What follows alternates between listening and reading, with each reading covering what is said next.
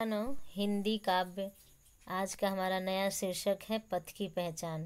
हरिवंश राय बच्चन जी द्वारा रचित। आज हम पढ़ेंगे पथ की पहचान। चलिए देखते हैं पथ की पहचान को। पूर्व चलने के बटोही बाट की पहचान कर ले। पूर्व चलने के बटोही बाट की पहचान कर ले। पुस्तकों में है नहीं छापी गई इसकी कहानी। हाल इसका ज्ञात होता है न औरों की जुबानी। अनगिनत राही गए इस राह से उनका पता क्या। पर गए कुछ लोग इस पर छोड़ पैरों की निशानी। यह निशानी मूक होकर भी बहुत कुछ बोलती है। खोल इसका अर्थ पंथ का अनुमान कर ले।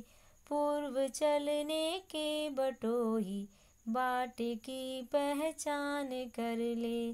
पूर्व चलने के बटोही बाट की पहचान कर ले। यह बहुत अच्छी कविता है।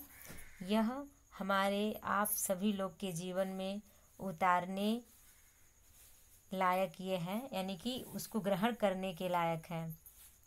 इसमें क्या कह रहे हैं, हम आप सब लोग आगे तो बढ़ते हैं, पर हम लोग क्या उचित है, क्या अनुचित है, क्या सही है, क्या गलत है, जहाँ हम जा रहे हैं वहाँ तक पहुँचने में कितनी बाधाएं आएंगी। कुछ लोग बाधा के डर से पीछे हट जाते हैं, अपने लक्ष्य को प्राप्त नहीं कर पाते हैं। ये सारी बातें इसमें बताई गई हैं। एक एक शब्दों का, एक एक लाइन का आप अर्थ देखेंगे, भाव समझेंगे तो आपको कविता समझ में भी आएगी और इससे रिलेटेड जो भी प्रश्न आएंगे आप अच्छे से कर जाएंगे। इसलिए इस कविता पर ध्यान दीजिए। जो व्याख्या बताई जा रही है, जो अर्थ बताया जा रहा है, सब पर ध्यान दीजिए। चलिए सबसे पहले तो हम इसके संदर्भ को कैसे लिखेंगे, आप लिखिएगा। प्रस्तुत पद्यांश हमारी पाठ्य पुस्तक काव्यांजलि से संकलित हरिवंश राय बच्चन जी द्वारा रचित पथ की पहचान नामक शीर्षक से उद्धृत है। ठीक है। और इसके प्रसंग में लिख दीजिएगा कि इसमें कवि चाहता है कि हमें कोई भी कार्य सोच विचार कर करना चाहिए। लक्ष्य चुन लेने के बाद उस काम की कठिनाइयों से नहीं घबराना चाहिए। ठीक है। एक बार और प्रसंग सुन लीजिए। प्रसंग में लिख दीजिएगा, इसमें कवि चाहते हैं कि हमें कोई भी कार्य सोच विचार कर करना चाहिए, सोच विचार कर करना चाहिए। लक्ष्य चुन लेने के बाद उस काम की कठिनाइयों से नहीं घबराना चाहिए। ठीक है। कठिन शब्दों का अर्थ देख लीजिए। बटोही का अर्थ होता है राहगीर। राहगीर तो जानते ही हैं, जो रास्ते में चलते हैं, रास्ते से गुजरते हैं। बाट माने रास्ता होता है। पंथी माने पथिक, पंथ माने मार्ग। पंथ माने मार्ग और पंथी माने पथिक। बाट माने रास्ता और बटोही माने राहगीर। ध्यान दीजिएगा, थोड़ा सा ही अंतर है इन शब्दों के अर्थ में।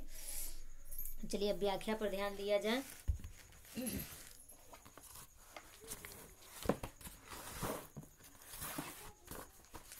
पूर्व चलने के बटोही बाट की पहचान कर ले। चलिए इसके प्रसंग को देख लिए हैं, अब इसकी व्याख्या पर ध्यान दिया जाए। पूर्व चलने के बटोही बाट की पहचान कर ले। कब कहते हैं कि हमारे जीवन पथ की कहानी पुस्तकों में नहीं लिखी होती है। ये नीचे लाइन से देखिए अर्थ, यानी कि किसी भी मार्ग पर आगे बढ़ने से पहले हमें उस मार्ग का पहचान कर लेना चाहिए। अर्थात किसी भी कार्य को प्रारंभ करने से पहले हमें सोच विचार करके उस कार्य को करना चाहिए। ठीक है। पुस्तकों में है नहीं छापी गई इसकी कहानी।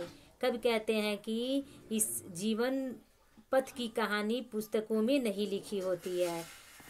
यह हाल इसका ज्ञात होता है न औरों की जुबानी। यह तो हमें स्वयं ही बनानी पड़ती है। हमें अपने जीवन पथ की कहानी को स्वयं बनानी पड़ती है। यह पुस्तकों में नहीं लिखी होती है। दूसरे लोगों के कहने के अनुसार भी हम अपने जीवन का लक्ष्य निर्धारित नहीं कर सकते हैं। यहाँ लिखा हुआ, हाल इसका ज्ञात होता और है न औरों की जुबानी। जुबानी माने कहना, औरों यानी कि अन्य व्यक्ति के कहने से हमारे जीवन पथ की कहानी नहीं लिखी जा सकती, नहीं बनाई जा सकती। फिर यहाँ लिखा हुआ है, अनगिनत राही गए इस राह के उसका पता क्या। इसका निर्धारण स्वयं करना पड़ता है। इस संसार में अनेक लोग पैदल होते हुए भी, अर्थात यहाँ कहा, सॉरी, इस संसार में अनेक लोग पैदा होते हुए और मर गए, यानी कि अपने कार्य को सिद्ध करने से ही पहले मर गए।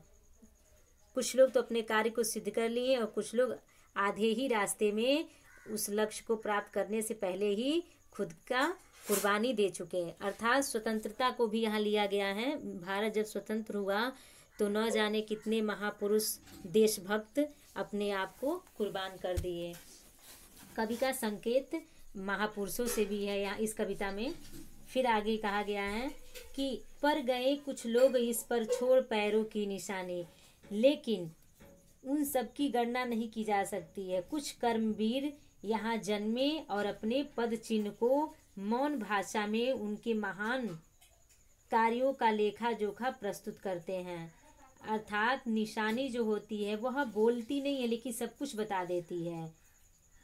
यह निशानी मूक होकर भी बहुत कुछ बोलती। यह जो निशानी है वह न कुछ बोलते हुए भी बहुत कुछ बोल जाती है। फिर उन सभी कर्मठ महापुरुषों ने अपने कार्य करने से पहले खूब सोच विचार कर किया, फिर जी जान लगाकर अपने कार्य में जुटकर सफलता की प्राप्ति किए। यहाँ लिखा हुआ है, खोल इसका अर्थ पंथी पंथ का अनुमान कर ले, पूर्व चलने के बटोही बाट की पहचान कर ले। अर्थात हे राहगीर, हे बटोही, उनसे प्रेरणा लेकर, उनसे सीख लेकर के अपना मार्ग निश्चित कर ले और उस पर चलना प्रारंभ कर दे। फिर इस पूरे लाइन के अर्थ को देख लीजिए। कब कहते हैं कि हमारे जीवन पथ की कहानी पुस्तकों में नहीं लिखी होती है। हमें किसी भी कार्य को करने से पहले सोच विचार करके करना चाहिए। वह तो स्वयं हमें बनानी पड़ती है। अपने जीवन पथ की कहानी को स्वयं बनानी पड़ती है। अर्थात दूसरे लोगों के कहने के अनुसार भी हम अपने जीवन पथ का लक्ष्य निर्धारित नहीं कर सकते। जीवन का लक्ष्य निर्धारित नहीं कर सकते। इसका निर्धारण हमें स्वयं करना पड़ता है। इस संसार में अनेक लोग पैदा हुए और मर गए, उन सबकी गणना नहीं की जा सकती, परंतु कुछ ऐसे कर्मवीर भी यहाँ जन्म लिए हैं जिनके पद चिन्ह मौन भाषा में उनके महान कर्मों का लेखा जोखा प्रस्तुत करते हैं। उन सभी कर्मठ महापुरुषों ने काम करने से पहले खूब सोच विचार किया और फिर जी जान से अपने कार्य में जुटकर सफलता की प्राप्ति की। अतः हे राहगीर, उनसे प्रेरणा लेकर के, उनसे सीख लेकर के अपना मार्ग निश्चित कर ले और तब उस मार्ग पर चलना शुरू कर।